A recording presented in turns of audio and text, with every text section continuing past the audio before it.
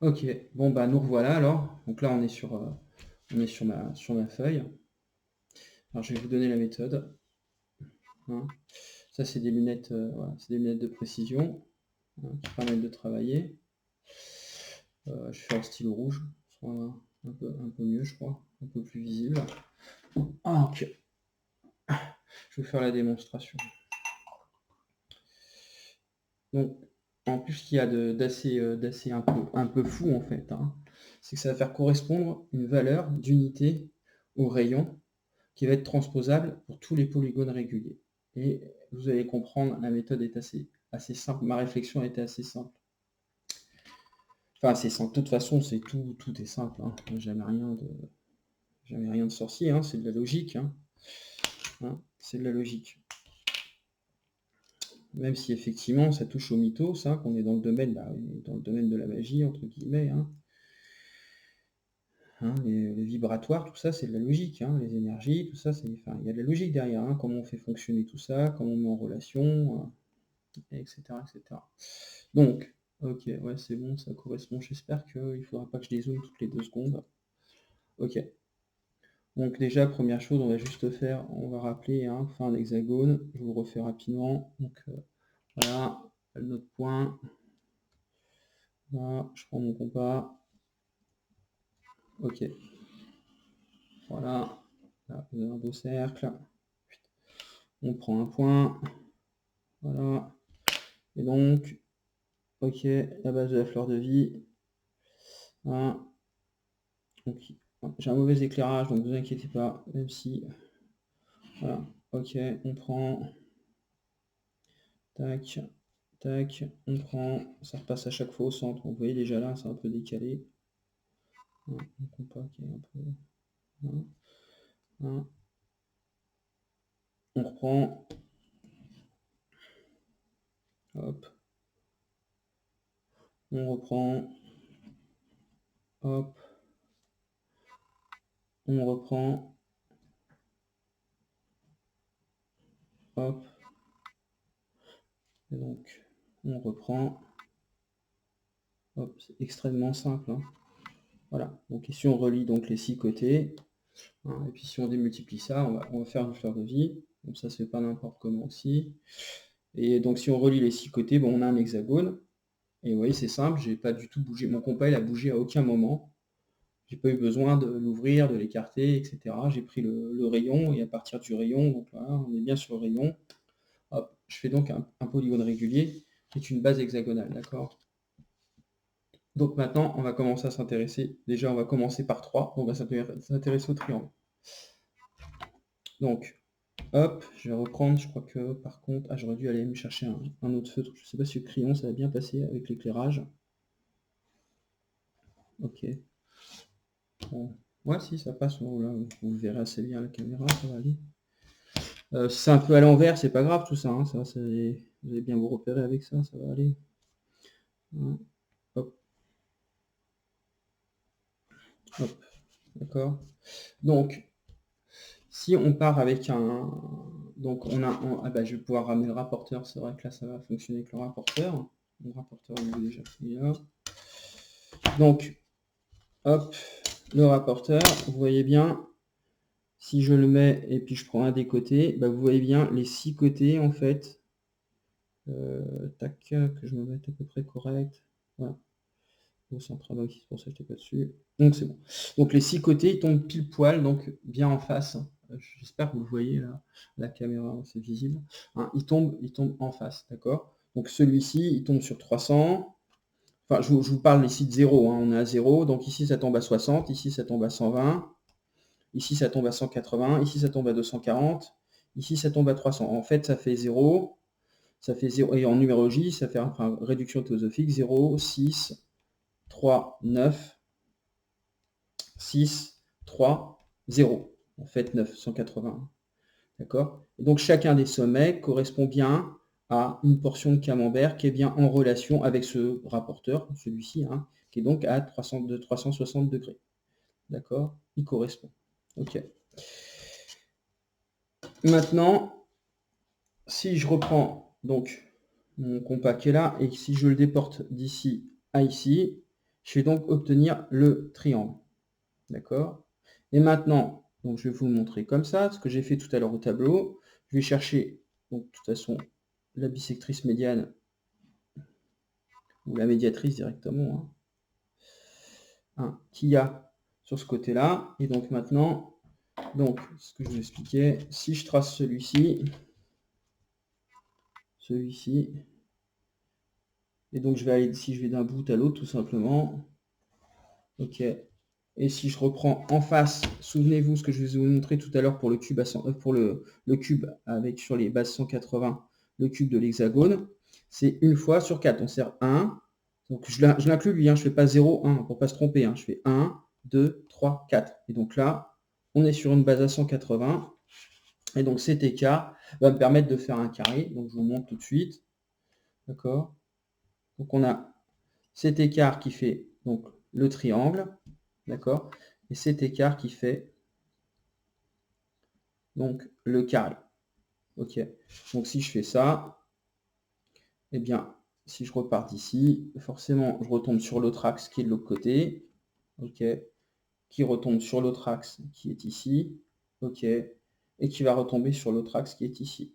Donc pareil, dans l'hexagone, si je refais donc la figure que je vous ai montrée, donc une fois sur 4, et c'est une fois sur 4, vous comprenez, 1, 2, 3, 4, ça, c'est encore un 180 degrés, là, ici, c'est à 180 degrés. Et à partir de celui-ci, je peux refaire la même chose, et si je devais reporter les points d'un carré, il retomberait aussi là-dessus. D'accord? Ok, donc on peut, à partir de là, faire déjà beaucoup de choses, mais c'est toujours pas la méthode, d'accord? Ce sont des pistes de réflexion. J'espère que vous voyez bien. Ouais, vous voyez, hein, vous voyez à peu près. Ce sont des pistes de réflexion. Donc on se retrouve avec les 4 axes. Donc ça, c'est donc mes points pour le carré. Alors, maintenant, je vais vous faire un petit rappel que vous avez vu dans l'une de mes vidéos. Petit rappel sur la loi de Thalès. Hein. On va faire sur cette partie-là, il y a cette place pour que vous voyez. Hein. Thalès. Voilà, Thalès. Comment on fait du Thalès? Bon, ça sera peut-être un peu grossier, mais qu'on a l'idée. Hein. Souvenez-vous, comment on fait pour fractionner. Voilà, je prends ça. Et moi, je veux fractionner ça. Je prends n'importe quel... hop, on s'en fout, hein, comme je veux. Et je sais pas, je veux séparer celui-là. Donc celui-là, c'est qui va démarrer ici. On peut mettre 0 ici ou 0 ici. Il va démarrer d'ici et il va s'arrêter ici. Et moi, je veux séparer celui-là en 3 portions. Vous allez voir le rapport avec ça. Pourquoi je vous le fais ici. Et on ne va pas faire du Thalès tout du long. C'est juste pour vous rappeler un truc occulte que vous ne faites pas attention. Quand je dis vous ne faites pas attention, c'est pas contre vous, hein, c'est que parce que ce sont des choses qu'on ne connaît pas, c'est tout simplement qui devraient être apprises dans les écoles. Hein, parce que là, c'est pas du savoir hyper important. Hein, c'est sacré aussi, mais si tu es appris en conscience, ça irait. La méthode pour séparer donc ce segment en 3 portions, même si c'est à l'envers, vous allez comprendre. Donc c'est automatiquement, moi celui-ci va avoir un début et une fin. Donc déjà, dans la séparation des portions, eh ben, je peux prendre le début et la fin de celui-là, qui lui a bien 3 portions égales. D'accord? 3 portions égales. D'accord? Moi je veux séparer celui-là aussi en 3 portions égales. Donc la méthode de Thalès, c'est quoi? Ben, je vais rejoindre déjà ce point-là et ce point-là, puisque je suis sûr que lui il démarre sur le même point, lui démarre sur le même point. Vous allez comprendre où est le rapport. Je vais vous faire peut-être au feutre rouge. Je vais sortir mon feutre rouge. D'accord. Et je vais vous voir le rapport avec ça. Je vais faire comme ça. Ok. Donc, je vous l'ai expliqué dans ma vidéo, la vidéo sur la quadrature, hein, c'est dedans.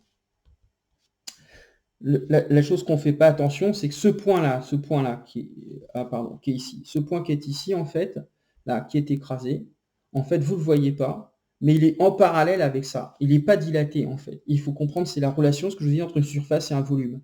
Hein. Dans une surface, on met des carrés, dans un volume, on met des cubes. Donc des cubes comme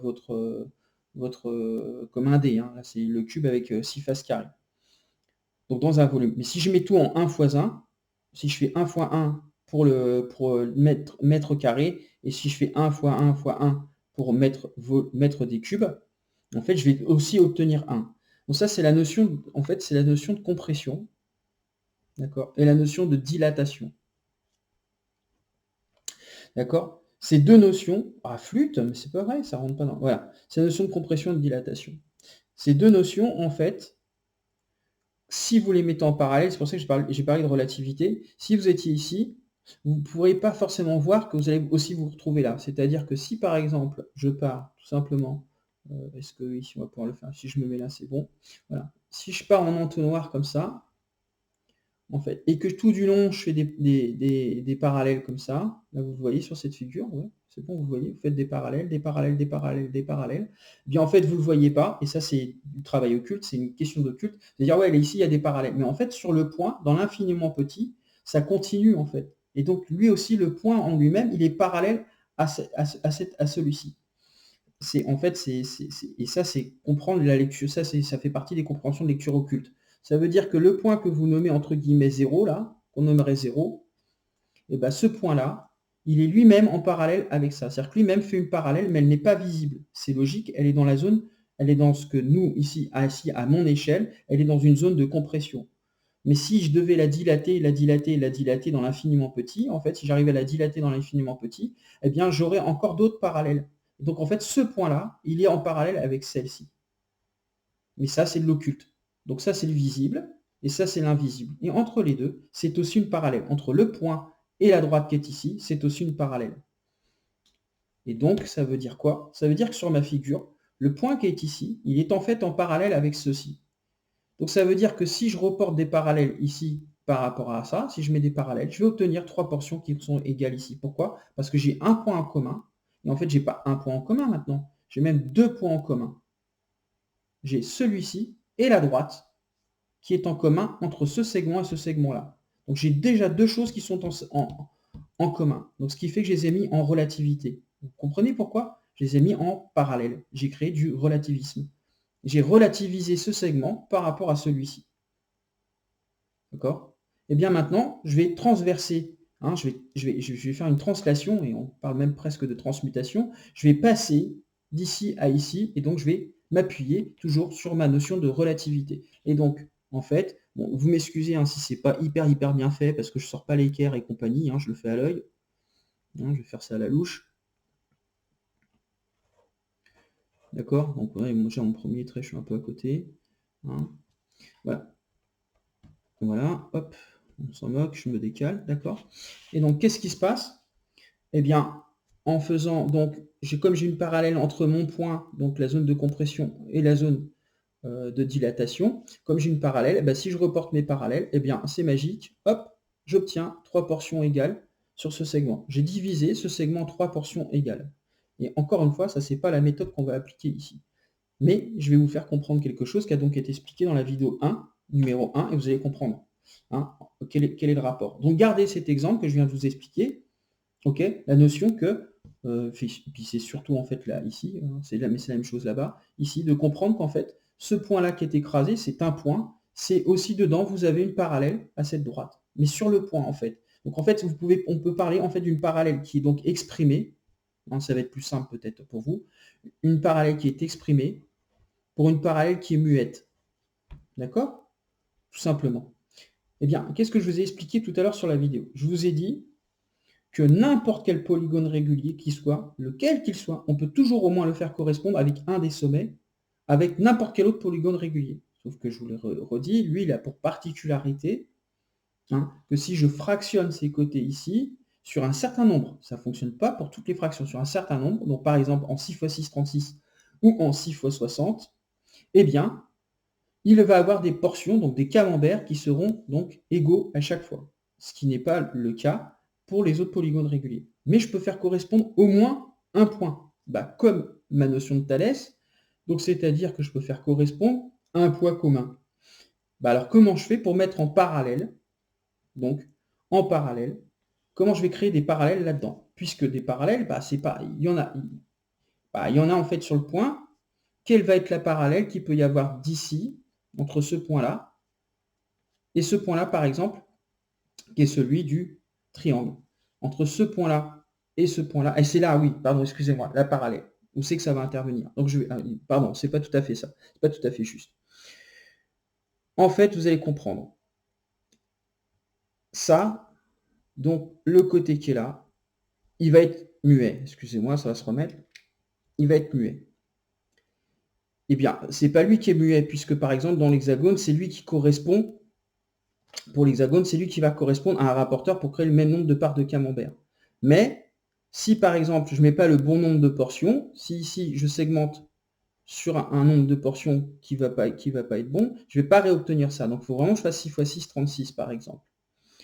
Mais en fait, même là-dessus, là, je pourrais mettre n'importe quel polygone régulier, en fait, le ramener et mettre un des sommets en commun. Donc, en fait, ce qui se passe, tout simplement, je vais simplifier parce que je suis en train de partir dans l'explication et je n'ai pas besoin de le faire. Tout simplement, en fait, ça, c'est plus lui qui est muet, lui, il va être expressif, d'accord? Mais c'est celui-ci qui va être muet. C'est celui qu'on va trouver en passant sur l'un des côtés. C'est lui qui est muet et c'est lui qu'il va falloir rendre expressif pour trouver. Donc, pour le rendre expressif, il va falloir que je lui donne une valeur. Et cette valeur, on va réussir à la mettre en correspondance avec absolument tous les côtés d'un hexagone. Et cette valeur va correspondre à ce que je vais vouloir faire. Et vous allez voir que ça va ramener toujours sur 6. Donc je vais faire la démonstration sur un triangle pour commencer. Donc sur 3. Vous allez voir, c'est extrêmement simple. Donc en fait, là, ça s'inverse, mais c'est le même principe. D'accord? Ça s'inverse, c'est le même principe. Lui, il est muet et lui, il est expressif. Et il sera expressif pour n'importe quel polygone régulier. Vous avez compris, n'importe quel polygone régulier, je peux décider d'un de ces sommets de le faire correspondre à un autre polygone régulier. Même si les côtés, tout ça, ça ne correspond pas, on s'en fout. J'ai au moins ça, un de ces axes-là, celui-ci, je peux le faire correspondre avec tous les polygones réguliers que je veux. Tous, sans exception. Je peux mettre un des côtés et ça va correspondre, même si tous les autres ne correspondent pas. À l'inverse, un qui va être fractionné dans sa fraction, il ne va pas correspondre. Mais pourtant, si je décale, moi, je peux décider que ça, c'est aussi un sommet. Donc, c'est pour ça que je vous dis, là, c'est l'inverse. C'est celui-ci qui est expressif. C'est celui-ci qui est expressif et c'est celui-ci qui est muet. Donc, il va falloir mettre en parallèle ça avec ça. D'accord? Et on va le faire tout de suite pour un triangle. Donc, ici, il y a une particularité qui s'est passée. D'accord? Faites bien attention à la particularité qu'elle a. J'espère que vous voyez bien sur la caméra. Mais je vais le refaire sur une autre feuille. Donc voilà, je vais recommencer. J'ai prévu plein de feuilles d'avance pour vous le faire. Donc, on va démarrer avec un triangle, puis après on fera avec un carré. Alors vous allez voir, ça va aller assez vite. Donc là, j'ai une règle graduée, mais je ne suis pas obligé d'utiliser une règle graduée. Donc je vais vous montrer comment on va faire pour ne pas utiliser une règle graduée pour le triangle. Donc le triangle, c'est quoi? Le triangle, c'est 3 côtés égaux. Donc le triangle, c'est une base 3. Donc ça veut dire la correspondance avec les nombres. Comment on fait franchir de l'arithmétique, comment on va franchir de l'arithmétique directement sur de la géométrie. Et sans se casser la binette comme un fou. Vous allez voir, c'est extrêmement simple. Je trace une droite. Je vais tout faire au compas pour que vous compreniez. Je trace une droite, d'accord? Et je vais partir d'un point. Je vais faire en sorte que mon cercle puisse correspondre. Donc je vais partir d'un point, d'accord? Ok. Vous voyez tout ça sur la... Est-ce que c'est bon? Est-ce qu'on voit? Parce que je sais pas trop comment... Je vois pas. Ah, pardon. Tout est décalé, c'est vrai. Donc, ok, j'ai fait une droite et je pars donc d'un point. D'accord? Donc, le point est là. Au fait, je remercie au passage les gens qui peuvent, hein, c'est pas une obligation ou quoi que ce soit, mais il faut quand même que je remercie les gens qui participent un peu au Tipeee, hein, sachant que c'est pas une histoire de... Voilà, qui participent au Tipeee, et sachez que je fais des t-shirts, hein, je vous les ai montrés, des t-shirts avec des géométries. Donc si ça vous intéresse, vous pouvez me contacter. Bah ouais, faut bien que... Hein, il faut aussi que je fasse de l'investissement, hein, surtout pour aller travailler dans l'électricité. Donc, vous voyez ce point qui est là. Moi, je prends mon compas qui est ici. Je lui donne un écart. Ok, d'accord, un écart. Ok, j'ai rien mesuré sur une règle, hein, j'ai pas besoin. D'accord, donc je mets de côté ma règle qui est là-bas, je vais m'en servir plus tard. Et je vais faire, on est sur un triangle, donc je vais faire 1, 2 et 3. Ok, hop, vous avez les 3 portions, c'est bon, elles sont bien visibles. D'accord? Et puis, donc, ici, c'est mon point, ici, c'est ma troisième portion, donc 1, 2, 3. Et donc, c'est pour ça que ça fait toujours 0, 1, 2, 3, et que c'est par abus qu'on pense que c'est le segment qu'on mesure, mais on mesure toujours de l'espace. C'est pour ça que c'est différent. Si on nomme le segment, ça fait 1, 2, 3, 4.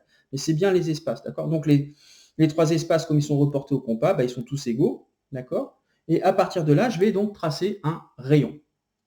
Enfin, je vais avoir un rayon que je vais utiliser pour faire tracer un cercle. Donc mon point, il est là. OK. Donc séparé en 3 portions. OK. Voilà. Voilà. Voilà. OK. Et je vais juste tracer une fois. Donc, si je viens ici, ici, eh ben, c'est comme pour tracer mon hexagone. D'accord? Et si je viens ici, ici, d'accord? Les deux vont me donner d'ici à ici. Donc l'écart qu'il y aura, c'est pareil, ça c'est très embêtant, les zooms, on ne voit pas bien. Donc d'ici à ici, c'est donc celui-ci, c'est l'écart de mon hexagone. Et si je vais d'ici à ici, c'est l'écart de mon triangle. D'accord? Mais il y a une particularité là. Moi, j'ai nommé mon rayon. Mon rayon, je l'ai nommé, je lui ai donné 3 portions. Et donc, eh ben, c'est simple. Qu'est-ce qui se passe alors? Ce qui se passe alors, c'est que combien font tous mes... Si je pars et si je les nomme, si je nomme chacun de mes côtés, avec les portions qui sont ici, elles vont faire combien? Eh bien, elles vont faire 6. D'accord? Et qu'est-ce qui va se passer? Eh bien, ce qui va se passer, c'est que j'ai donc nommé le côté en 3 portions. Donc, c'est pas compliqué, il faut que je reprenne mon compas. Excusez-moi, il faut que je change les stylos, les machins, toutes les 2 secondes. Je ferais mieux d'aller me chercher un deuxième stylo que de faire ça toutes les 2 secondes. C'est pas grave. Donc, je reprends ma nomination. Donc, j'ai mis du temps que j'ai rangé sur de l'espace. Je reprends ma nomination. Ma nomination, elle est donc ici. Et donc, hop. Hop. Qui va donc correspondre à celui qui est là. Puis qui va correspondre avec celui-là. Et c'est magique. C'est magique. En partant d'une base hexagonale, je vais donc réussir à nommer un triangle qui est sur 3. Eh bien, c'est pas compliqué. Donc, 0, 1, 2, 3, 4, 5, 6. Eh bien, arrivé à 6, si je prends de 0 à 6, eh bien ça, c'est l'écart qu'il me faut pour dessiner un triangle. Qu'est-ce qui se passe dans le carré? Ce qu'on a vu pour le carré, ça passe comme ça. D'accord? Là, c'est bon parce que ça correspond à un sommet. Donc, comment je vais faire pour rendre expressif celui qui est muet? Comment je vais faire pour le rendre expressif? Pourquoi je vous dis que celui-là, il est muet? Parce qu'en fait, moi, mon triangle, il aurait suffi tout simplement que j'aligne un des côtés de mon triangle avec mon hexagone, et c'était suffisant. Même si je vous ai montré ça. C'était suffisant. Je n'avais pas besoin de donner la nomination. D'accord? Pourquoi? Parce que le triangle est de toute façon déjà inclus dans l'hexagone, puisque c'est la moitié de l'hexagone. Donc il suffisait de faire correspondre un des côtés, ça y allait. Donc comment je vais faire pour le muet? Qu'est-ce qui me met en liaison la parallèle ici, là? Regardez, hein, comme dans Thalès, d'accord? Souvenez-vous, tout à l'heure, je vous ai fait ce dessin-là. D'accord? Hop, je remets ici. Je vous ai fait ce dessin-là. Je vous ai dit, lui, il est en parallèle avec ça, en fait. Même si vous ne faites pas attention, il est en parallèle avec ça. Donc regardez, de quoi j'ai besoin pour faire correspondre ça, avec un des sommets des côtés d'un polygone régulier si je devais l'aligner. Quel va être mon moyen de faire transiter ça à ça en parallèle? Et sachant qu'il n'y a pas de Thalès là-dedans. En parallèle. C'est-à-dire pour transformer sur une portion de camembert qui soit suffisamment correspondante sur un des sommets pour que je puisse, à partir de l'hexagone, dessiner tous mes polygones réguliers. Eh bien, le point commun, ça va être quoi? Ça va être soit le sommet qui est à 0 degré. Si je l'aligne, il est à 0 degré. D'accord? Dans un dessin qui est comme ça, hein, comme avec mon Thalès, ça c'est 0 degré. Et bien il va falloir que je l'aligne avec un 90 degrés qui est ici. Parce que ça, ici, ça fait 90 degrés. Cet angle qui est là, celui-ci, là, celui-là, l'angle qui est là, il fait 90 degrés. Voilà. Hein, je vous l'écris en gros, hein, il fait 90 degrés, même si c'est écrit à l'envers, excusez-moi. Hein, c'est un angle droit. C'est le 9 qui va permettre de faire la transition. Maintenant, je vais vous faire la démonstration avec un pentagone, puisque sachant que pour l'instant, on est dans 3, avec un carré, on est dans 3, 4 et 5. Donc je vais faire 3, 4, 5, et puis je vais faire 7. On arrêtera la démonstration. Donc je vais d'abord faire 3, 4, 5, et puis je vais faire 7. Donc maintenant, on va aller chercher le carré. Et le carré, comment on va faire?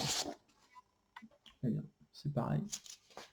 C'est magique, c'est super. Il va falloir que je vais, vous inquiétez pas, je vais travailler un peu sur le zoom de ma caméra, parce que apparemment j'ai un peu trop zoomé. Juste reculer un tout petit peu.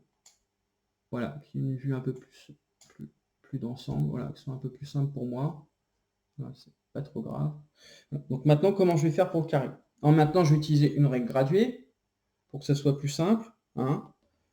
Alors vous avez compris la technique, hein, donc je pourrais le faire à chaque fois avec un compas, j'ai pas besoin de règle graduée. Donc pour me simplifier les choses, je vais faire avec une règle graduée. Et qu'est-ce que je vais faire? Je vais mettre une base 4. Donc je vais portionner le rayon sur une base 4. Donc pareil, hop, là. Et puis on va prendre 1,5. Donc 4 multiplié par 1,5, 4 fois 1, ça va faire 6 cm. Ouais, on va faire ça. Donc là, ça sera le centre. Je vais prendre 6 cm. Top. Et puis 1,5, ça va séparer en 4. 1,5, 1,5. Voilà, ça va séparer en 4. Donc là, pour le moment, vous ne voyez pas grand-chose, mais je vais repasser au stylo rouge parce qu'on voit mieux. D'accord? Puisque mon cercle il va être là. Moi, j'aurais même pu mettre 2 en fait. Hein. C'était bon. Bon, j'ai mis 1,5, c'est pas grave. Même 2, c'est assez. Voilà. Hop. Et donc, chacun de mes écarts. Voilà. OK. OK. Donc, pour mon rayon, il y a, je vais vous le mettre par là. Qu'est-ce que c'est chiant. Enfin, excusez-moi, je suis grossier, mais c'est fatigant de ne pas avoir la bonne caméra, le bon truc. C'est pareil, ça coûte du matos, c'est pas grave. Donc voilà, une base 4, là vous l'avez là. Attends, j'utilise mon compas. Hop. Hop. Et pourquoi je vais aller jusqu'à 7? Parce qu'il y a un truc qui va changer, arriver à 7. Et qui sera le même pour 8, pour 9, pour 10, pour 8 milliards, pour 24 milliards. Et ce qui prouve donc que l'équation qui dit qu'on pourrait faire un rapporteur avec d'autres bases que la base 9, et 3, 6, 9 en fait, eh bien c'est du rubbish et du gros bullshit, puisque l'absolu se trouve ici.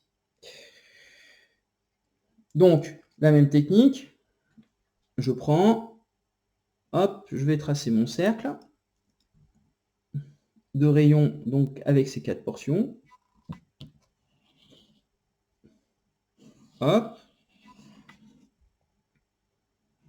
Hop. Et je repars sur mon hexagone. Tac. Puis ici, ça sera suffisant, on va pouvoir s'arrêter là. Tac. D'accord. Je vais le tracer. Donc, vous voyez là? Ouais, c'est bon, on voit. Il faut que je me décale.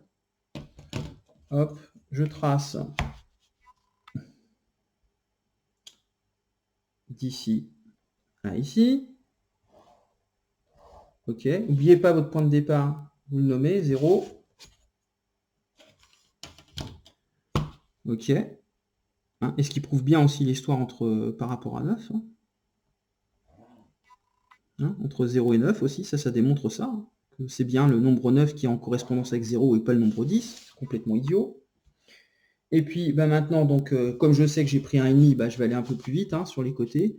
Hop, je vais prendre ma règle graduée là, mais j'aurais pu le faire sans. Hein, je vous l'ai montré avec le compas, c'est pour gagner du temps tout simplement. 1,5, 1,5, 1,5, d'accord. Et puis, 1,5, 1,5, 1,5 et 1,5. Et là, comme je vous l'ai montré 10 000 fois juste avant, enfin j'exagère, je vous l'ai montré à plusieurs reprises sur les vidéos, eh bien, on sait où se trouve le point qui va permettre de trouver donc ce fameux carré. D'accord? Le point, il est ici. Hein, il passe donc au centre. de l'un des côtés. Mais là, non seulement maintenant, donc il passe toujours au centre, mais en plus, on peut le nommer. Donc c'est-à-dire que 0, alors 0, 1, 2, 3, et c'est magique, 4, il tombe où? 5, bah, il tombe sur 6. Voilà, alors 6, 7, 8, hein, peu importe, mais il tombe sur 6.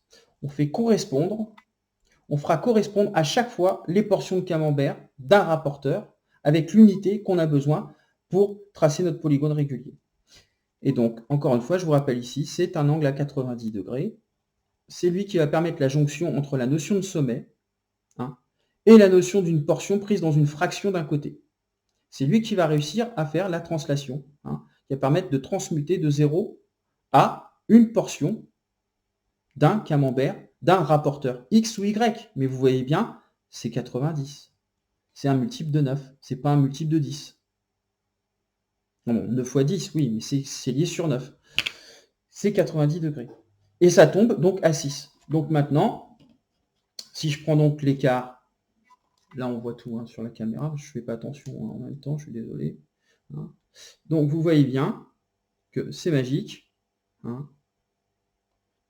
Très bien, si je prends donc cet écart, en partant donc toujours du sommet qui sera en point commun avec n'importe quel polygone régulier, je le transforme en point commun avec une fraction de côté en me servant de celui qui fait toujours des portions égales, si je connais bien le nombre de fractions à mettre, c'est l'hexagone, eh bien j'obtiens donc la possibilité de tracer un carré en nommant au départ mon rayon en base 4.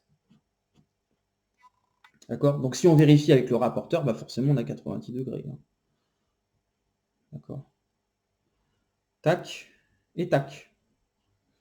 Voilà. Et j'ai donc dessiné un carré en partant d'un rapporteur. C'est pour ça que je vous ai dit, les méthodes, ce que je vous ai montré, c'était juste pour vous faire comprendre qu'il y avait un parallèle une fois sur 4 avec un des côtés. Donc c'est ce qui explique aussi pourquoi en fait on a la relation hologique, c'est lié au carré. Hein. C'est 2 plus 2, 2 fois 2. Hein, c'est le fait d'avoir deux modules puis deux modules. C'est la notion du carré. C'est pour ça qu'on dit quand c'est carré, c'est que le truc c'est droit, c'est nickel, c'est impeccable. Et c'est aussi la notion du logos. La notion du logos est basée sur la cardinalité, sur le carré. Mais la jonction qui permet de faire cette logique sur toutes et toutes choses, ça passe par 9, même si on le voit en rationalité sur une base carrée. Et puis il y a la base 8 aussi pour la Croix du Nord, enfin bon, bref, après c'est encore d'autres trucs, hein. Excusez-moi, hein, c'est tellement vaste, hein. Je ne peux pas tout développer, en sachant qu'on a une naissance en 6, et une naissance pour une d'unité en 3. Donc en fait ça fait 3, 6, 9. Encore une fois de plus, 3, 6, 9. Donc on a notre carré. Hein, vous pouvez regarder, donc de là, en fait, ça fait de là à là, ça fait 1, de là à là, ça fait 2, de là à là, ça fait 3, et de là à là, ça fait 4. Et on peut vérifier donc au rapporteur, j'espère qu'avec la caméra, ça va passer. Bon, après, vous avez un rapporteur à la maison. Hein. Voilà, hop, et c'est bien, c'est magique, ça fonctionne. Voilà. Ok, maintenant, on va passer en base 5. Donc, on va faire un pentagone. Alors, hop, hop, hop. Le pentagone, je crois que je peux mettre aussi en 1,5. Donc j'essaie de caler la feuille pour que ce soit le mieux possible pour vous. Il faut que j'y pense. Qu'est-ce que j'ai fait de ça? Oui. Hop, hop, hop, hop. Ouais, c'est 7,5, c'est ça. On fait pareil. Donc je vais prendre sur 7,5. Parce qu'il faut que j'ai la place sur ma feuille, il faut que je fasse gaffe à ça. Tac. Ok. Qui me dit combien? 7,5 pour 1,5. Donc on part de là. Et 1,5, pareil, 5, donc avec 5 espaces. Donc un espace, 2 espaces, 3 espaces, 4 espaces, le cinquième. Hop, donc 1, 2, 3, 4, 5, c'est bon. Je vous repasse tout ça au feutre rouge pour que vous le voyez, en stylo rouge pour que ce soit un peu plus visible par rapport à la caméra. Tac. Alors ça, c'est pas appris du tout dans les écoles, hein. J'ai trouvé, bah là, j'ai trouvé absolument personne qui avait trouvé ça. Mais ça existe, hein. Je ne prétends pas être l'inventeur ou le découvreur de ça, hein. Moi, je ne fais que remettre à jour ce que nos divinités nous ont légué, hein. Je ne fais que le révéler de nouveau, hein. Je n'ai pas cette prétention. Hein.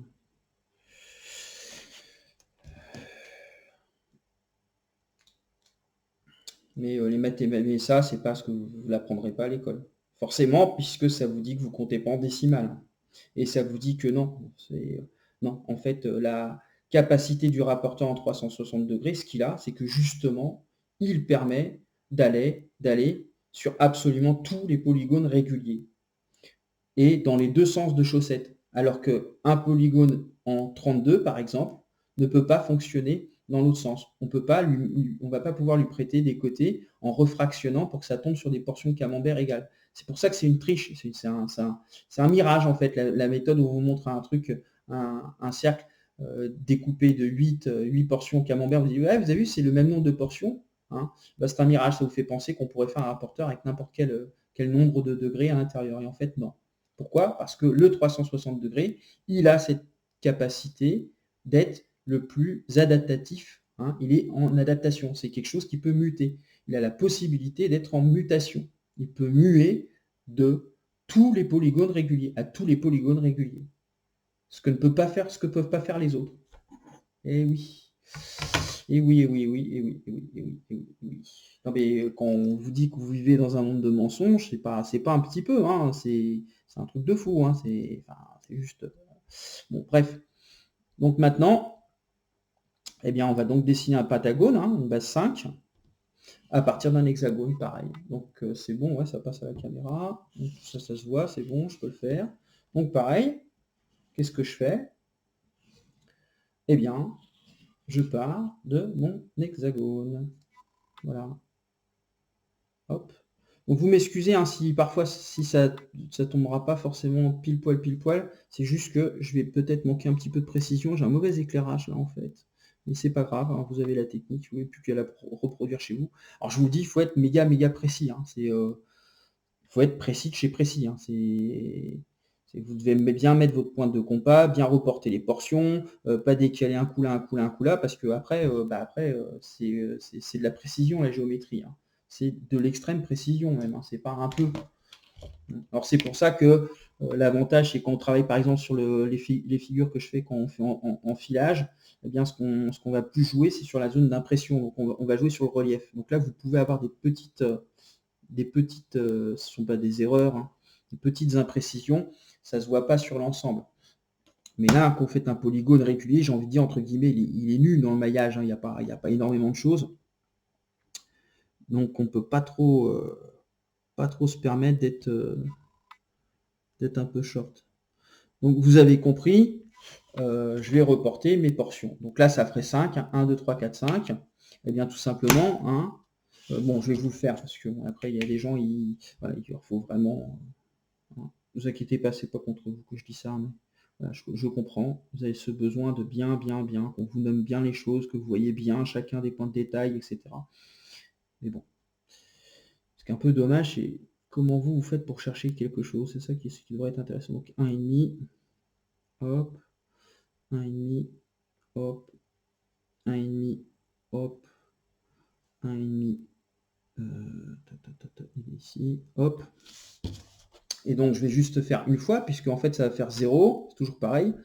Vous êtes là, 0, 1, 2, 3, 4, 5. Et là je vais chercher le sixième, qui est à 1,5 de celui-ci. Voilà. 1,5. Le sixième, il est là. Voilà. Et il faut, alors c'est là qu'il faut faire super attention, il faut vraiment être d'équerre. C'est-à-dire qu'il faut que ce soit à 90 degrés. Là. Voilà. Bon, moi, je vais le faire à peu près.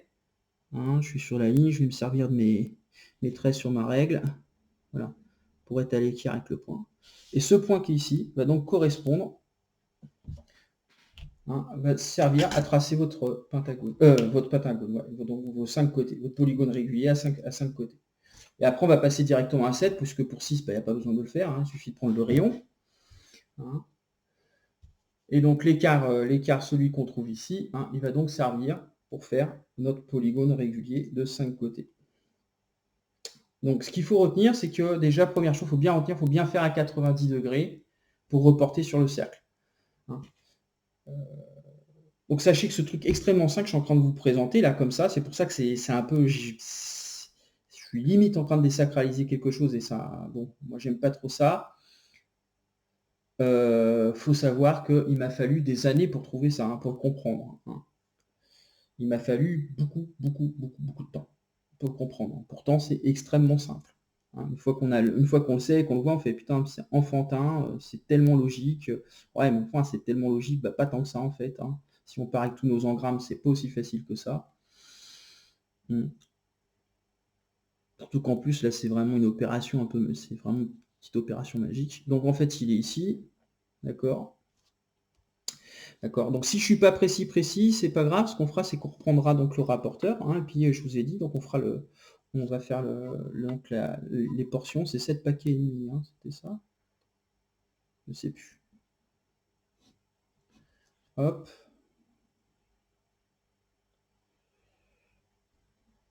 Hop. Et hop. Ouais. Vous voyez déjà là, je suis décalé. Je suis un peu long. Donc c'est que j'ai quelque chose. Mon point il est ici. Voilà, c'est ça. Et plus là, donc voilà, je me suis mal positionné. Ouais, ça va vite, hein. Ça va vite. Hop.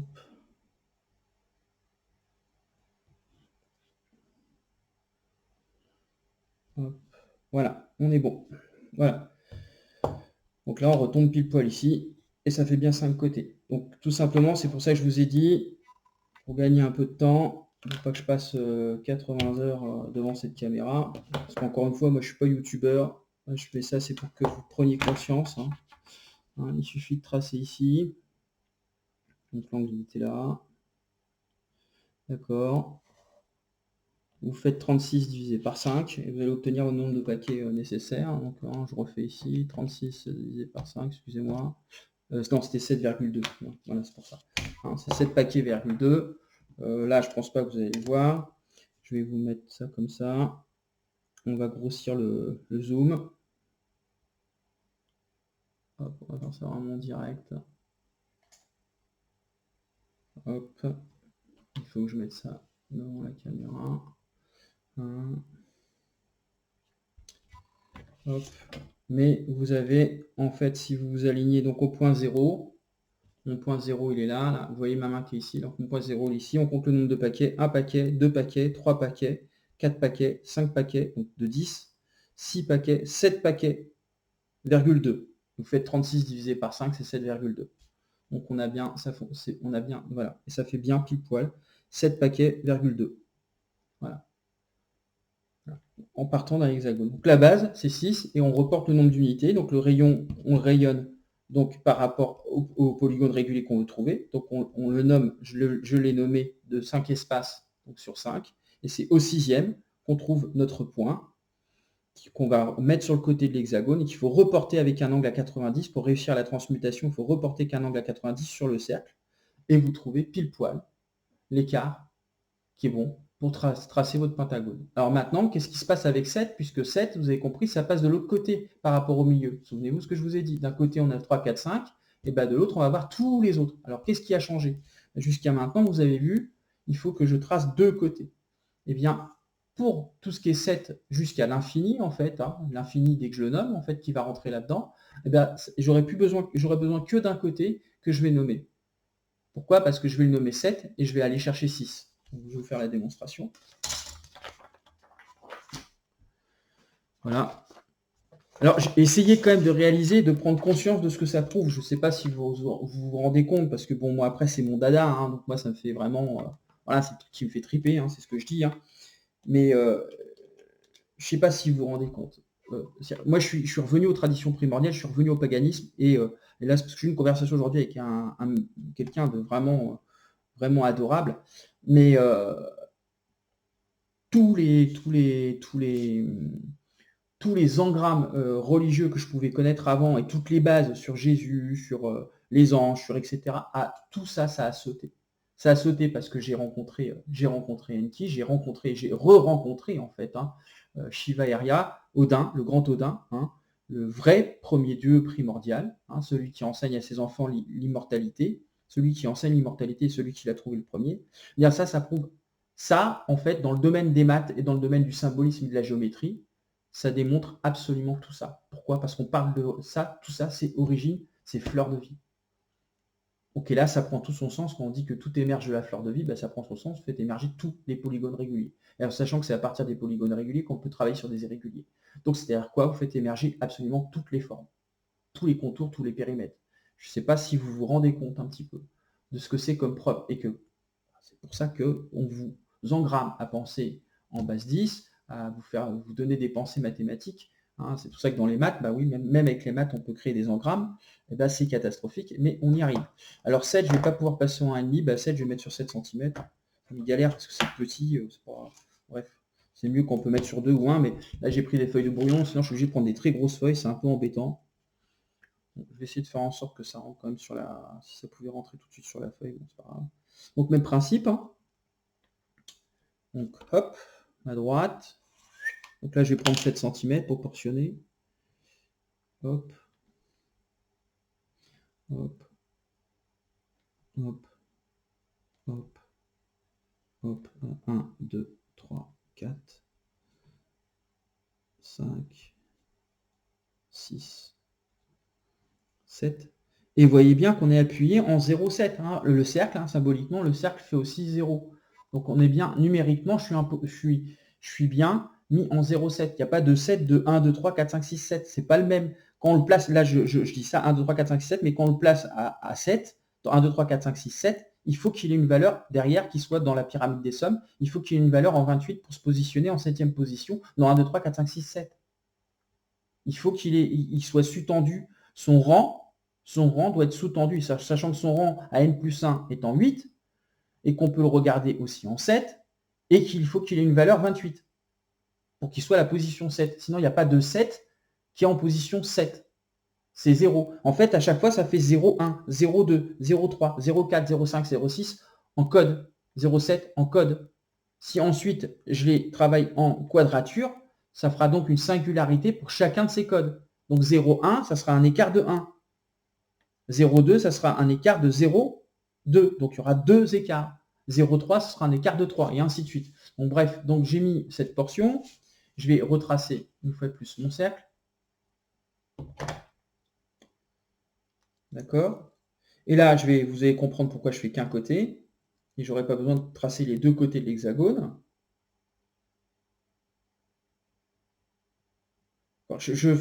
Ça démontre tellement de choses et tellement de mensonges, ça en fait tomber. C'est juste... prenez conscience. Prenez conscience, faites comme vous voulez, encore une fois, c'est à vous de voir. Chacun doit être libre de croire ce qu'il a envie de croire. Mais ça vous prouve à quel point on vous a menti et manipulé. Et manipulé même dans l'astral et dans l'éther. C'est-à-dire qu'on peut vous manipuler télépathiquement, on peut vous manipuler sur vos visions, on peut vous manipuler de tellement de façons. Quand j'entends les New Age dire la loi du libre arbitre est une loi cosmique, non, c'est une loi de la vie, mais c'est pas une loi cosmique. Tout le monde ne l'applique pas, le libre arbitre. S'ils peuvent vous le voler toutes les 2 secondes, certes en vous rendant consentant, oui, vous rendent consentant sur des messages de bisounours ou de béatitude. C'est bien joué l'histoire. Voilà. Et donc, on a cette portion. Et donc, comme je vous l'ai dit, je vais tout simplement tracer un seul côté. Pourquoi? Parce que moi, j'ai toujours 6 que je vais aller chercher. C'est-à-dire que même en le nommant 7, je vais aller chercher le 6. Je ne vais pas chercher le 7, comme vous avez vu pour les autres, c'est pareil. Quand on nommait en 4, on allait chercher 1, 2, 3, 4, 5, 6. Quand on nommait pour trouver le triangle, on allait chercher 1, 2, 3, 4, 5, 6, en nommant chacun des côtés sur 3 espaces. Donc, je prends de là à ici. Toc. Je vais donc tracer ce côté-là. D'accord. J'espère que ça se voit à la caméra, sinon je vous le représenterai, hein. Je vais vous remettre devant vous, hein, voilà, quand je bouge un peu, si c'est pas en face, parce que je fais pas attention, je peux pas avoir et les yeux sur la caméra et les yeux sur ma feuille, c'est pas possible. Voilà, et c'est pareil, posez-vous la question du troisième œil qui est au sixième chakra. Ah oui, oui, heureusement que je le dis. Hein. Troisième œil, sixième chakra. Troisième œil, sixième chakra.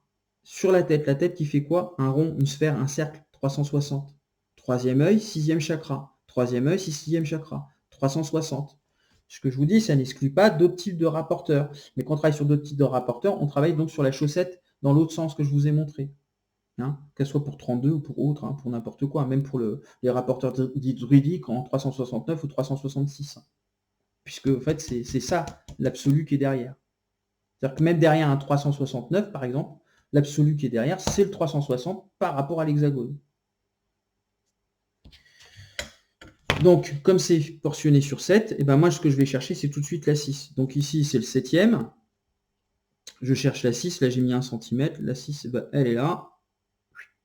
Hein, c'est le côté qu'on va nommer 6, il est ici. Il faut que je le mette bien à la perpendiculaire. Ça, c'est super important. D'accord. Tac, tac, tac, tac, tac, tac. Ok. Il faut qu'il soit bien à la perpendiculaire. Et je vous signale, regardez bien, que ce trait, là, qui est ici, hein, celui-ci ne passe pas sur le centre de mon cercle. Hein, il faut vraiment reprendre à partir du cercle, là, ce point-là, si vous voulez aller chercher l'angle. Hein. Donc si vous faites 7 divisé, bon, vous allez trouver un nombre infini, entre guillemets, hein, qui part partout. Donc ça, c'est une particularité du nombre, enfin, pas que du nombre 7, mais si quand même, quelque part. Donc ça, c'est pourquoi, je vous explique, hein, c'est vraiment le nombre, lui, c'est vraiment celui qui va vraiment commencer à préciser, vraiment. C'est-à-dire qu'avec 9, vous nommez de l'espace, donc c'est vrai que quelque part, c'est lui qui vous fait jaune, rouge, etc. Mais avec 7, c'est le rose fuchsia, c'est le bleu magenta, etc. Ce que vous voulez. Donc cet écart, là, cet écart, c'est ce qui va permettre de nous faire des heptagones. Donc, vous prenez valeur 6, donc pareil, ça fait 1, 2, 3, 4, 5, 6, 7. Et vous allez à 6, comme on a fait pour les autres, sauf que du coup, on n'a pas besoin de tracer un deuxième.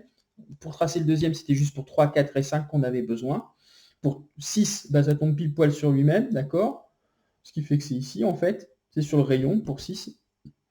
Et ce qui fait que après, pour les autres, à chaque fois, ça va être comme ça. S'il était 1 milliard de machin, il faudrait qu'un des côtés, je le nomme 1 milliard, et j'aurais juste à faire 1, 2, 3, 4, 5, 6, et j'obtiendrai la portion nécessaire pour faire mon polygone régulier d'1 milliard de côtés. Eh bien, c'est celui-ci. Alors pareil, on va quand même faire en 36 pour regarder. 36 divisé par 7, donc ça donne 5,14. Hein. 5, 1, 4, 2, enfin c'est ce fameux 4, 2, 8, enfin ça fait 2, 8, 5, 4, 7, 1 qui reviennent. Ça fait 1, 4, 2, 8, 5, 7, 1. Et ça referait en fait 1, 4, 2, 8, 5, 7, 1, 4, 2, 8, 5, 7, 1, 4, 2, 8, 5. C'est la suite Phoenix. Bon, j'avais déjà fait ça sur mon ancienne chaîne. Je referai un sujet là-dessus. Donc, il faut qu'on trouve un 5, 14, hein, pour qu'on soit proche. Un 5 paquet de 10, 14 quelque chose. Hein. C'est exactement ce qu'on trouve. Hein. Voilà. Hop, hop, voilà. Je suis bon. Voilà. J'ai 5 paquets, 14. 1, 2, bon, bien que le 14 soit difficile à voir. 1, 2, 3, 4, 5. Donc, cinquième paquet, virgule 1 quelque chose. Hein. Vraiment pas loin du 1, 5. Donc, 1, donc 5,14. Voilà. Donc, cet écart est le bon. Alors, pourquoi je ne vous le fais pas? Je peux vous le faire au compas parce que c'est pas dit que je tombe pile poil là, parce que je vous l'ai dit, j'ai un mauvais éclairage et il faut prendre son temps. Mais si vous prenez votre temps, vous allez y arriver. Donc, règle à ne pas oublier. Donc, vous portionnez votre rayon du nombre d'espaces qui correspond au polygone régulier que vous voulez tracer. Vous reportez donc vos côtés en partant toujours du rayon, donc sur la base de l'hexagone, et vous allez chercher 6. Vous allez chercher 6 dans 3, 6 dans 4, 6 dans 5, donc 6 sur lui-même, et 6 pour les autres, 7, 8, 9, 10, 11, 12, 13, et ainsi de suite. Voilà. Et à partir de là, vous pouvez donc dessiner tous les polygones réguliers. Vous accédez à tous les polygones réguliers à une vitesse qui est extrêmement rapide, en partant de la base hexagonale. Voilà, je vous l'ai donné, j'avais dit que, bon, peut-être j'ai réfléchi vraiment beaucoup à le donner ou pas, parce que c'est sacré, là. Là, on touche vraiment à des choses que c'est sensible. Pas sensible parce que, il faut absolument pas que ce soit su. Non, parce que sensible, parce qu'en termes de prise de conscience, c'est quelque chose qui est énorme si vous faites le travail, si vous le découvrez par vous-même. Là, le problème, c'est que je vous l'ai donné tout cru, un peu comme un cadeau de Yule, et non pas de Noël. Un cadeau de Yule. Et c'est, voilà, il y a des fois, la connaissance, bah, faut pas toujours trop la donner. Pourquoi? Parce qu'on retire le plaisir de la découverte. Et la découverte amène à des prises de conscience. Donc, c'est pas terrible. Et ça permet aussi d'habiller la connaissance, qui fait vivre la connaissance en elle-même. Bon, ça c'est... Voilà. Hein. Parer la connaissance de ses propres prismes, hein, de ses propres visions, permet de faire que la connaissance est vivante et en mouvement, non stagnante. Voilà, j'espère que... Bon, je vous ai montré qu'avec l'angle, c'était bon, hein, c'est l'angle d'un heptagone. Maintenant, c'est pas dit qu'au compas, je sois pile poil, pile poil. Ouais, bon, voilà, il manque un tout petit chouïa, mais 3 fois rien. Voilà. Voilà. Hop. Et voilà, on a un heptagone. Donc après, bah, c'est pareil pour 8, c'est pareil pour 9, c'est pareil pour 10. Hein, ça sera que sur un côté de l'hexagone. Donc ici, on arriverait, on aurait 9 portions, et on prendrait A6 et ça serait bon. Voilà. Simple comme bonjour, n'est-ce pas? Hein, et ça rejoint aussi la fameuse loi que si on passe de 7 à 14, bah, ça rejoint ce que vous avez vu dans ma vidéo débrief d'un live et la suite, hein, ce qui met en relation une suite arithmétique et une suite géométrique. Donc un 2 plus 2 et un 2 fois 2, un 4 fois 4 et un 4 plus 4. Enfin 4 plus 4 et un 3 fois 3. Ben, un 7 fois 7, un 7 fois 7 ou un 7 plus 7. 7 plus 7, c'est 14. C'est-à-dire que si je divise tout par 2 là-dedans, c'est 14. Donc c'est-à-dire que là-dedans, en fait, si je redivise la portion par 2 partout, bah, je peux dessiner un polygone régulier qui a 14 côtés. Et vous voyez bien la relation avec la numérologie. On est bien en relation directe avec la numérologie. Hein, on fait ressortir les choses par la moitié ou le double. La moitié ou le double. Et là, je suis passé par des curseurs qui permettent de mettre en relation ces nombres. Donc les nombres alchimistes qui sont dans les nombres, bah, 3, 6, 9. Donc le grand alchimiste, forcément, qui va être le nombre 9. On est passé par 3, 6, 9.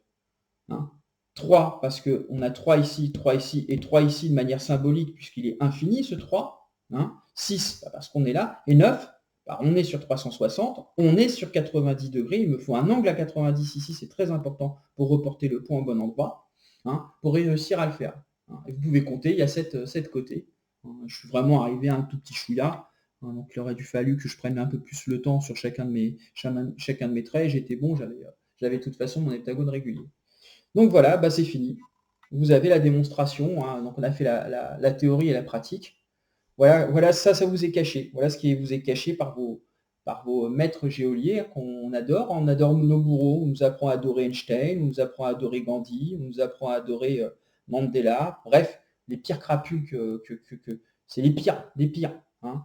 On nous apprend à adorer des tas de choses. Et puis, vous voyez aujourd'hui ce qui est en train de se passer. On est en train de nous faire adorer des régiments ultranationalistes nazis, en fait. En fait, on est en train de vous les faire adorer. Hein. Donc voilà, c'est la technique. Hein. Voilà pourquoi l'Église et toutes les religions se sont toujours parées des symboles païens, hein, pour nous faire passer pour les grands tortionnaires, en fait. Hein, alors que ce n'est pas nous qui commettons tous ces crimes, ce sont eux. Hein. Ce sont tout votre monothéisme qui fait ça.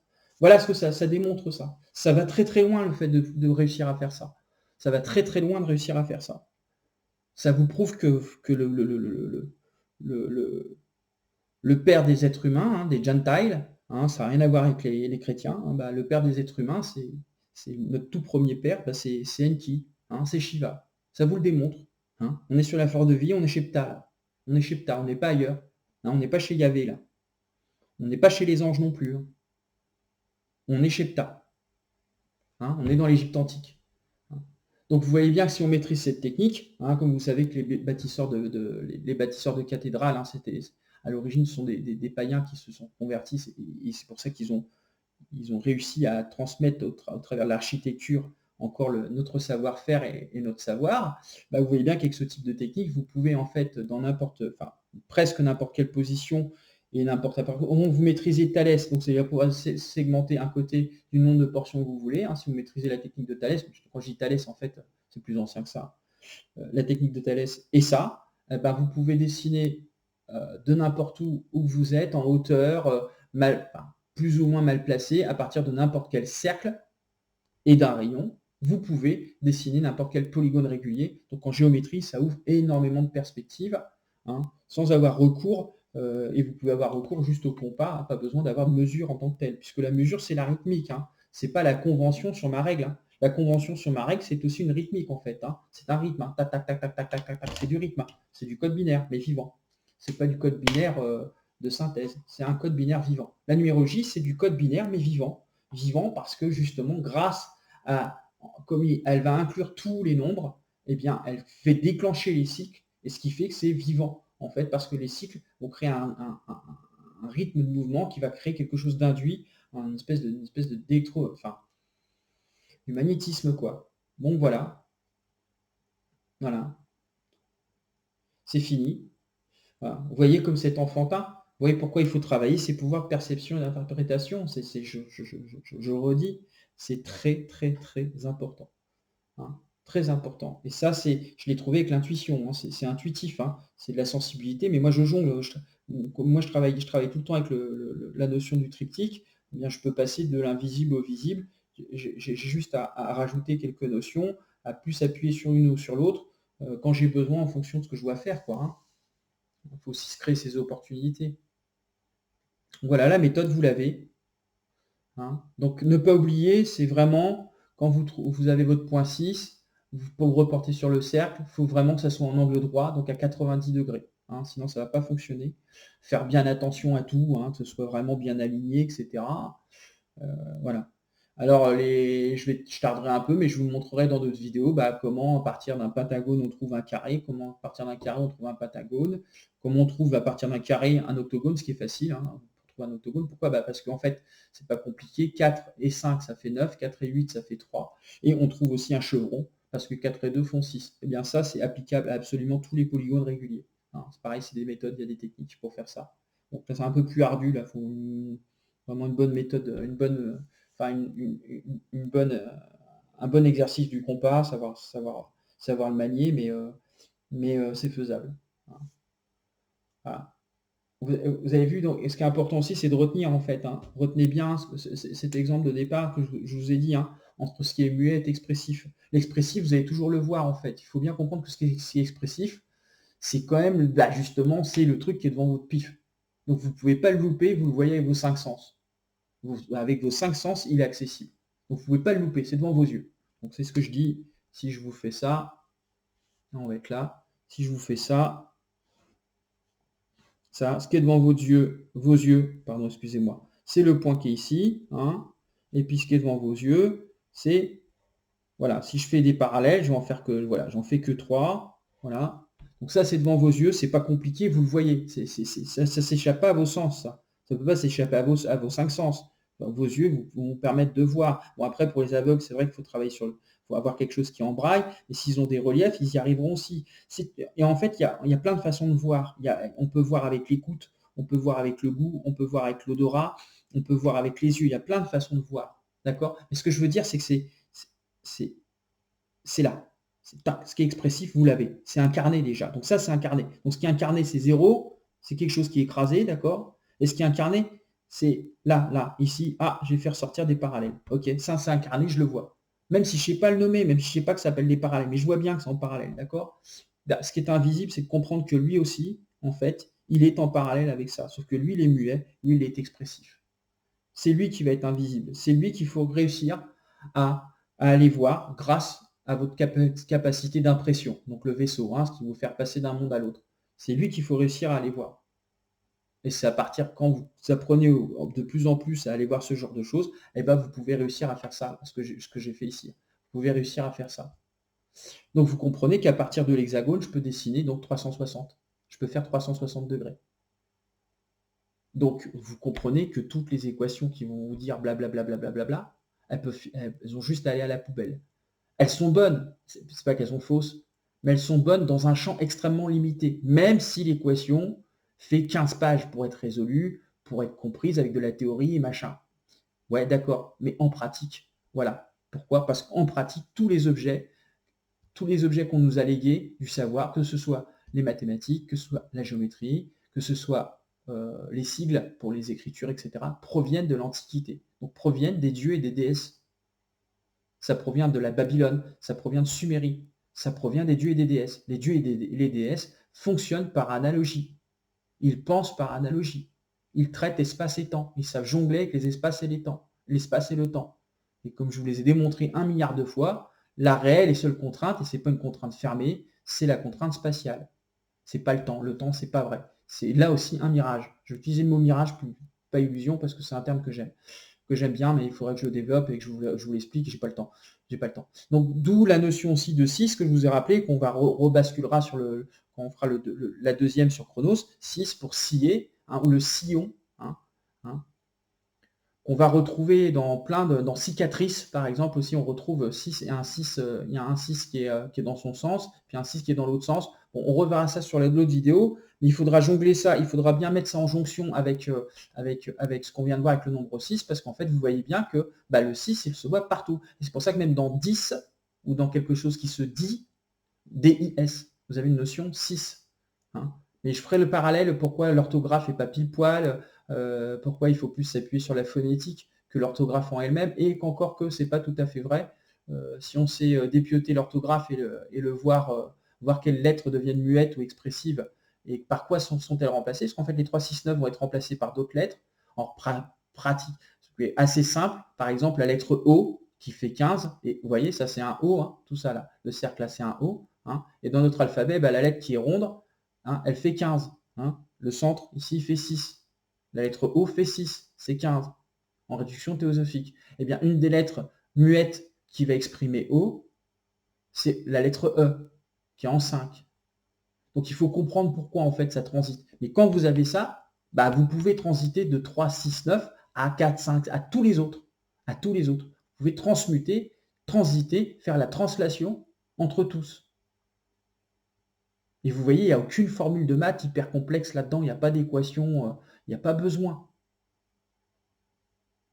C'est du simple, c'est de la lecture occulte tout simplement, de la simple lecture occulte sur la notion de spatialité et du numérique, du nommément ou pas. Et vous voyez que là, c'est tout l'espace qui fait tout. Là, on ne s'appuie que sur de l'espace.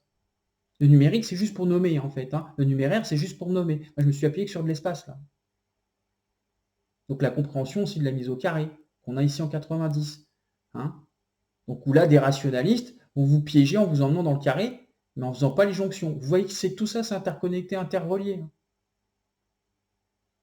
C'est pour ça que la cardinalité a autant à voir avec 4 que 8 et que 9. Alors 8, 4, 3, 9. Et ici, on voit pourquoi on aurait un 6 qui pourrait devenir muet. Mais que des trucs qui sont visibles deviennent invisibles, des visibles, invisibles, etc. Ça dépend de ce qu'on observe, où on travaille. Ça dépend dans quelle échelle on est, sur quel curseur on est. D'accord? Dans quel champ on est. D'accord? Dans quel champ? Parce que si je vous parle d'échelle, vous allez croire que c'est l'échelle au 1 centième. Et non, ça n'a rien à voir. Enfin, si ça a à voir, mais ça, c'est la vision basse. La vision haute, c'est le champ d'expression dans lequel on est. D'accord? Donc, il faut savoir passer de l'un à l'autre. Vous voyez? Ça démontre plein de choses. Enfin, je sais peut-être pour beaucoup d'entre vous, il n'y aura peut-être pas plus de prise de conscience que ça là-dessus, mais voilà, ça démontre plein de choses. Et ça, je le sais que scolairement, vous ne l'avez jamais vu, forcément. Forcément qu'on ne va pas le voir. La décimale, c'est un mensonge universel. C'est un mensonge qui est voulu par les religions monothéistes et voulu par Yahvé directement, qui lui a permis de dire c'est le 1 qui nomme. Non, il n'y a pas de 1 qui nomme, c'est pas vrai. Il y a des interrelations, des interactions, il n'y a pas de 1 qui fait la nomination. Le 1, c'est un nombre palier, c'est un nombre seuil. Oui, effectivement. Mais quand je parle d'unité, si je dis unité spatiale, je dis x1 ou divisé par 1, c'est pas tout à fait ce 1 qu'on a dans 1, 2, 3, 4, 5. C'est pas tout à fait ça, en fait. C'est ce que je vous ai dit, il faut comprendre la notion d'écho entre 0 et cette barre qu'on a en code binaire, qui va ranger donc de la spatialité quand on fait du codage. Ça range des espaces aussi. Donc voilà, c'est fini, voilà, c'est tout. Vous voyez, c'est simple. C'est simple. Et vous avez votre heptagone. Voilà, c'est pas la peine que je vous montre. Donc 1, 2, 3, 4, 5, 6, 7 côtés. Voilà. Voilà, 7 côtés. Donc c'est tout. J'arrête, bonne soirée, écoutez, puis au plaisir. Et puis l'autre vidéo, je vais mettre un peu de temps à faire le deuxième épisode. Là, ça y est, je suis pas. J'en ai déjà fait pas mal. Enfin, quoique, l'autre, je voulais aussi que ça suive un peu rapidement. Puis après, je vais vraiment prendre le temps de faire commencer les cours de numérologie mathématique en partant du tout début, tout début.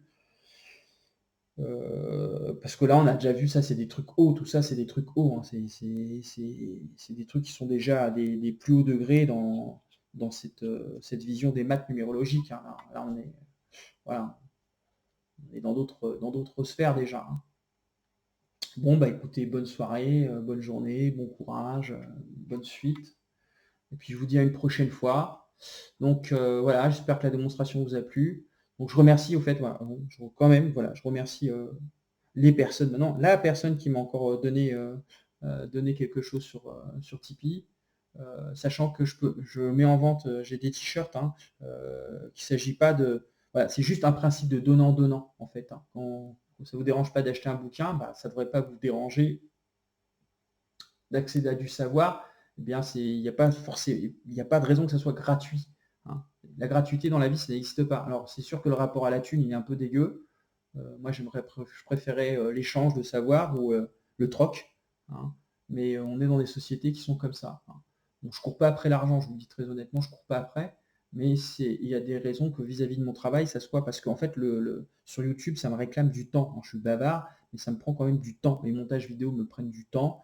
Et, je vous l'ai déjà dit, hein, professionnellement, je pourrais travailler avec ça. Bon, forcément, il ne faut pas dire qu'on fait de la numérologie, on fait autrement, mais dans le design ou dans le graphisme, voilà, je pourrais faire certaines choses. Donc, enfin bon, bref, c'est juste une question de donnant-donnant. Voilà, c'est tout simplement.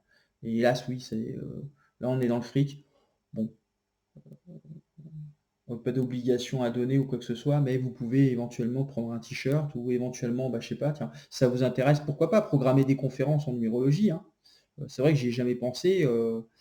Programmer des conférences, mais en conférence, ce que je fais, c'est que je laisse libre en fait. Hein, je laisse un chapeau et puis voilà. Chacun est libre de mettre, pas mettre, de faire ce qu'il veut ou pas ce qu'il veut. Voilà. Parce qu'encore une fois, moi je viens apporter ce savoir entre guillemets. Euh, Pourquoi? Pour réveiller les consciences, pour que vous puissiez voir ce que ça fait de la perception et l'interprétation. Et sachant que je touche à d'autres domaines.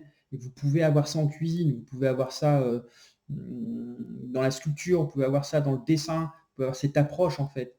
Comprendre cette approche intuitive. Comment on fait comment on fait? On peut expliquer du logos et on pense que le logos c'est vraiment la base de l'intelligence. Mais on peut aussi expliquer l'intelligence intuitive. Et c'est pas les QE, là, les quotients intellectuels, émotionnels. Tout ça, c'est du rabiche. C'est encore eux, ça. C'est leur façon de. C'est toujours leur façon de prendre la maîtrise du récit. Ça s'apprend. Et après, une fois que vous avez des bases, c'est vous qui les développez. C'est vous qui en faites floraison. Hein. C'est vous qui allez les démultiplier, ces bases. C'est vous qui allez regarder leurs nuances, etc. Vous allez pouvoir les déporter. Vous voyez, même si là, on a traité un absolu, vous voyez bien que c'est un truc on ne peut pas le dézinguer. Hein. Cette technique-là, vous ne pouvez pas la dézinguer. Vous ne pouvez pas dézinguer le rapport sur 6. Vous ne pouvez pas dézinguer le rapport à 3. Vous ne pouvez pas dézinguer le rapport à 0, entre 0 et 9. Ça, c'est indézingable. On ne peut rien faire. Ça, on ne peut rien faire contre ça. C'est un absolu. C'est une présentation d'absolu. Mais vous voyez bien que l'absolu lui-même est en mouvement. Lui-même, il est en mouvement. Lui-même, il bouge. D'accord? Vous le voyez bien. C'est pas quelque chose qui est figé, c'est quelque chose qui est en mouvement. Toujours du mouvement. Bon, écoutez, voilà. Donc, bonne continuation. J'arrête mes bavardages incessants. Donc, comprenez déjà ce sens de lecture là. Là, vous avez eu plusieurs fois la démonstration. Hein. Comprendre un muet expressif hein, ou invisible et visible. Donc, mes parallèles sont visibles. Je dois comprendre qu'ici aussi j'ai une parallèle, même si je ne la vois pas physiquement. J'ai une parallèle ici. J'en ai une dans le point là. D'accord? D'accord. C'est juste ça qu'il faut comprendre. C'est comme ça que j'ai compris en fait. C'est comme ça que j'ai compris ce qui était muet et expressif et que c'est ce que j'expliquais, que je peux déporter n'importe quel polygone régulier sur au moins un des côtés, enfin un des sommets, hein, pour le mettre en parallèle, donc en parallèle d'un rayon d'un cercle. Pas les portions des camemberts. Ça, c'est une triche, ça. Le mirage, c'est quand on vous retourne la chaussette. C'est existant, on fait des trucs avec ça, c'est ce que je dis. Hein, le 32 degrés, le 32 côtés, le rapport à 32 32 portions, hein, ce qu'on appelle des portions d'ailleurs avec Camembert, hein, les portions, à 32 portions pour la navigation maritime des Vikings, par exemple. Ou le rapporteur druidique, je crois que c'est à 366 et 369, 366. Bon, voilà. Mais la base qui va permettre de gigoter chez tous les autres et qui va permettre donc de mettre en relation en fait tous les autres, bah, c'est bien 360. C'est bien 360 basé sur une fleur de vie, sur l'hexagone. Hein. Voilà, bon, à une prochaine fois. Au revoir, bonne soirée, bonne prise de conscience, bonne recherche. Je sais, je vous bouscule un petit peu, voilà, vous avez des trucs. Ça, c'est vraiment gros comme truc. Hein. Je sais pas comment. Enfin, moi, c'est dans mon domaine, mais je sais pas si vous vous rendez compte. C'est-à-dire que quand vous comprenez ce genre de truc, vous pouvez plus vous interdire d'avoir des lectures en langage des oiseaux. Même si je vais vous le faire et vous le pousser jusqu'à ce que vous arriviez à du logos dans le mythos. Je vais vous pousser à le voir. C'est pas à vous pousser, vous faites ce que vous voulez, je vais vous le démontrer. Hein. On va aller chercher le logos dans le mythos. Parce que tout ça, c'est toujours logique. Même dans la métaphore, il y a de la logique. Même dans l'imaginaire, il y a de la logique. Mais ça va vous permettre de comprendre un peu les interactions, voilà. Et ça va vous permettre, vous, de créer votre hiérarchisation personnelle. D'accord ? Ça va vous permettre de hiérarchiser, en fait, en priorité, hein, comment vous allez placer des priorités. Et ça sera toujours individuel, ce traitement. Si vous êtes équipé d'une conscience, ça sera individuel. Vous faire croire que c'est collectif, ça c'est pareil. Non, non, ça sera individuel. Et c'est humain, c'est naturel, c'est en jonction avec la vie, hein, d'avoir une conscience individualisée. Même si on a un fluide qui nous réunit tous les uns les autres, hein, l'éther, entre guillemets. Mais bon, bref. Ce sera d'autres sujets. J'avais dit que je ne serais que sur de la connaissance et que je dirais pas, voilà, vous êtes libre de me croire ou pas me croire, enfin de me suivre ou pas me suivre, etc. Enfin, surtout, non, c'est pas vous êtes libre, c'est que j'engage strictement personne à me suivre. Ça, c'est très très clair, j'engage vraiment personne à me suivre. Ah non, puis ça, je suis très ferme là-dessus. Hein. J'engage strictement personne ni à me suivre ni à me croire. Ça, c'est. Mais bon, là-dedans, il n'y a pas de suivre ou de croyance. C'est une démonstration par A plus B. Hein. Et là, il n'y a pas d'équation. Là, on va travailler que de la géométrie. Donc l'équation qui pose, non, non, on peut faire autrement qu'avec un rapporteur et puis sur une base 10. Pff, à mourir de rire. Ouais, tu peux faire autrement, ouais, mais ce qui fait la jonction entre ton autrement et tous les autres, et ce que tu feras avec ton rapporteur pas en base 9, eh bien, reviendrait à la base 9. Et ouais, c'est un absolu. Donc il n'a pas pu s'emparer du nombre 9. Il a beau faire ce qu'il veut. Il a beau. Ils sont emparés du 6, hein, puisque en le dénaturant et en le traitant en 666 comme le nombre maudit, vous voyez, c'est ça aussi, ce qui est génial, c'est que dans nos sociétés, c'est qui vous définit le paganisme? Des monothéistes. C'est eux. Les seuls trucs que vous lisez, même soi-disant des écrits d'écrivains, non, ils sont rosécruciens. Ils sont rosécruciens, ils sont akhénatoniens. S'ils sont rosécruciens, c'est des Rose-Croix, ils sont avec Akhenaton. S'ils sont francs-maçons, ils sont avec Yahvé. Donc ce sont des gens qui ne sont pas monothéistes, qui vous définissent ce qu'est le paganisme. Ce sont des gens qui ne sont pas monothéistes, qui se servent des outils et du symbole païen pour les salir, les dénaturer, etc. Et que le terme salir, on verra que salir, c'est pas vraiment ce qu'on pense. C'est pas ça à lire en fait. Hein. C'est vraiment ça à lire. Mais pourquoi c'est ça à lire? Bah là vous verrez, c'est simple aussi, c'est pas extraordinaire. Bon voilà, je vous laisse. Je suis un peu long parce que, excusez-moi, c'est que j'espère que voilà, parce que ça, j'ai vraiment, ça fait au moins 3 ans que je réfléchis à le livrer. 3 ou 4 ans que je réfléchis à le livrer ou pas le livrer. Bon, j'avais un petit truc qui me manquait pour bien régler et je l'ai trouvé, là je l'ai trouvé vraiment dernièrement. Mais déjà en théorie, je l'ai eu, enfin je l'ai pas eu rapidement. En théorie, ça fait déjà des années que je l'ai. Donc, comme je vous dis, ça fait des années que je fais la numérologie mathématique. Je l'ai eu quand j'ai cherché à tracer mes rapporteurs. Mais ce que je veux dire, oui, donc j'ai eu un dernier petit réglage qui me manquait, qui a me permis vraiment de faire toute la liaison.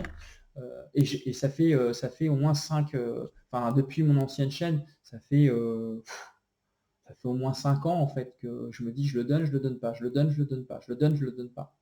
Parce que voilà, j'ai cette crainte qu'il ne soit pas pris à hauteur de ce que c'est. Et ça, c'est pas un truc que je voudrais que cette vidéo, je voudrais pas qu'elle fasse forcément des milliards de vues. Déjà, je ne cours pas après les vues personnellement. Hein. Beaucoup de gens disent oui, non, j'ai un seuil pour moi, j'ai un seuil qui est suffisant pour que ça puisse être transmis en petit comité et qu'on puisse dire tiens, va voir la chaîne là-bas ou regarde ça, tiens putain, pardon, excusez-moi, tiens, il y a telle démonstration, tu as vu, tiens, on peut faire ressortir ça, pour que ça soit suffisamment intimiste, pour que les gens aient une prise de conscience, qu'ils aient le temps de, comment dire, de digérer ça. Et c'est pour ça que ça, j'hésitais à le donner. J'hésitais à le donner parce que c'est énorme ce que ça prouve. C'est énorme. Et avec ça, vous pourriez faire effondrer, ouais, je vous le dis, hein, franchement, avec ça, si on prend vraiment conscience de ce que ça fait, vous faites effondrer, déjà les 3 religions, enfin les religions monothéistes, elles sautent. Toutes. Les philosophies qui vont avec aussi, elles sautent. Ça y va tout de suite à la poubelle. C'est fini. Donc c'est quelque chose d'hyper important et de très sacré. Très sacré pour une société comme la nôtre, hein. Enfin, tout est sacré, de toute façon, tout est sacré. Mais je veux dire, pour des sociétés qui fonctionneraient encore comme on était dans l'Antiquité avec la présence de nos dieux, c'est un truc qui est su par tout le monde, entre guillemets, hein.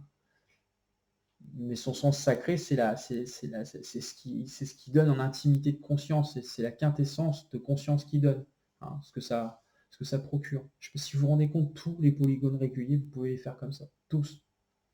Vous allez voir un prof de maths, lui dites, bah tiens, enfin, non, il ne faut pas aller le voir, mais bon, vous lui dites, bah tiens, regardez, moi j'ai vu cette méthode, on peut faire comme ça, expliquez-le-moi avec l'arithmétique. Là, je peux vous dire qu'il n'est pas sorti de l'auberge si vous l'expliquez avec l'arithmétique. Il va avoir beaucoup de mal.